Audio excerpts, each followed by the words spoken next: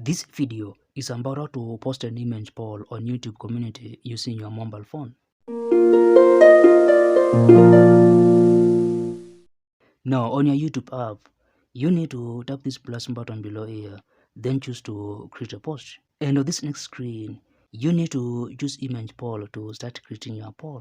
But you can also choose text, then add an image poll below here, or even select an image and choose to add to image poll. And you can just ask the community a question and give them options or choices as images below here. And you can always add more options or choices. And when you're creating your image poll, you can reposition your images and change your poll. And after posting your poll, you can add comments and also share it. And to delete your poll post, you need to tap these three dots and go on to delete your post.